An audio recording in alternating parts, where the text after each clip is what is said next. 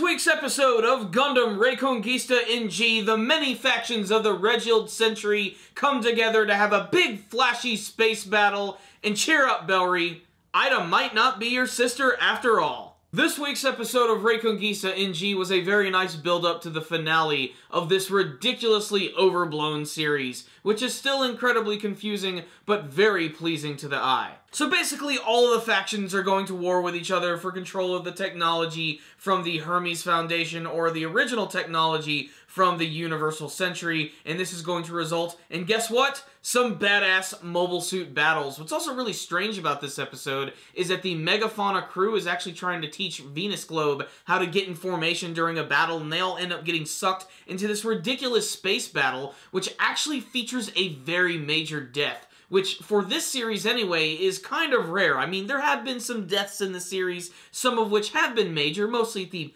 very beginning of the show, but it looks like now that we're getting to the finale of this season, it looks like we're going to get back to the old classic Tomino killing them all storytelling that we're all used to in the original Gundam anime series. The action in this week's episode was definitely the highlight, but before we get to that, let's talk about this one scene that was at the very beginning of the episode, where Ida's stepfather actually mentions that there is a possibility that both Ida and Bellry might not be brother and sister, yet again adding more fuel to the fire and making us all scratch our heads wondering, are these two going to bone or not? So you want mobile suit battles? Well, you're going to get them in this week's episode, and what I really loved about this one, and in a moment that is, to me anyway, kind of awkwardly funny and kind of ridiculous, one of the guys from Venus Globe is, for some odd reason, completely attracted to the lights in the space battle, kind of like a moth to a flame, and ends up going into the battle and fighting against the Guy Trash and Rock Pie. And we all know this is going to result in his death because the Guy Trash has these big freaking beam curtains, which he uses to wrap him up immediately and tear him into a ton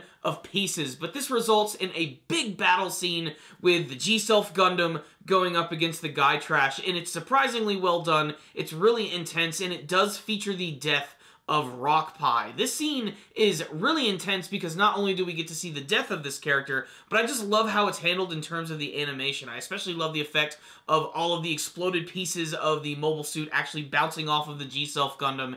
And then suddenly, Bellry starts freaking out because he realizes he pretty much just killed someone in cold blood, although really he was just trying to save all the other people who were in Venus Globe at the same time. He had no want or need to want to kill this guy, but obviously he's going through sort of that weird phase that we always see from our Gundam pilots in this series, but he, oddly enough, gets over it fairly quickly when he gets a quick change of clothes, and then immediately gets a weird scene where, for some odd reason, we just have to see him naked in the cockpit. I mean, we've already seen a scene where he took a shit in the cockpit, so why not? Let's put the cherry on top. So what's the rundown? On this week's episode of Gundam Reconguista in G, pretty heavy-handed stuff by the end of this week's episode. You could really feel the sadness in Mashner's eyes and mannerisms at the end of this week's episode when her little boy toy Rock Pie exploded into the depths of space.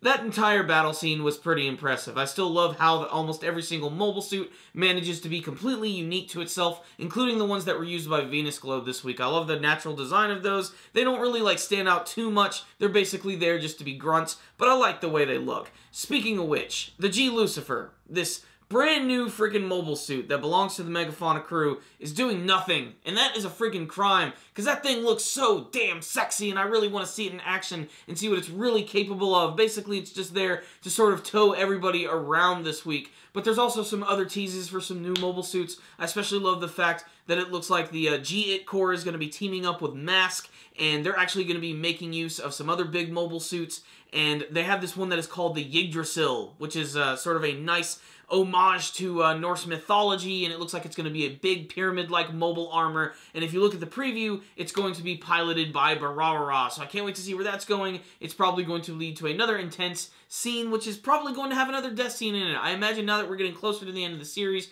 things are going to get a lot more intense, and yet I still have a million questions as to really where this show is going, and what they're doing with it. To my understanding, it is going to be a 26-episode series, and there is not going to be a second season. I might be wrong on that. Please tell me if you know anything in the comment section below. What I will say is this week's episode was gorgeous, as it always is. If there's one thing that Gundam Reconguista in G has, it is style and good production value. The animation and the artwork is really good.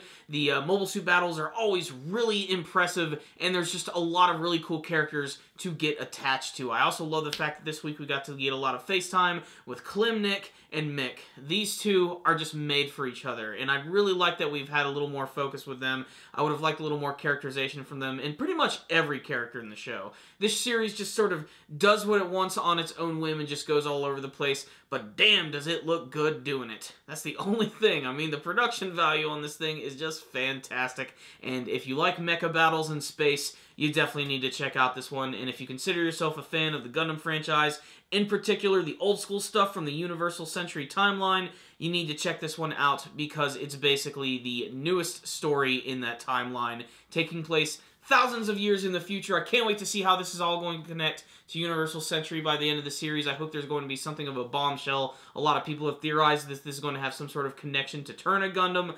I'm not really sure. All I know is this was a pretty nice, high-quality episode that, again, just like the rest of the series, is slightly confusing with all of its technobabble and space jargon. However, it's just a really beautiful mecha show and one that begs rewatching. So I'm going to give this week's episode a 4 out of 5. Check it out, Gundam fans. Pretty good episode.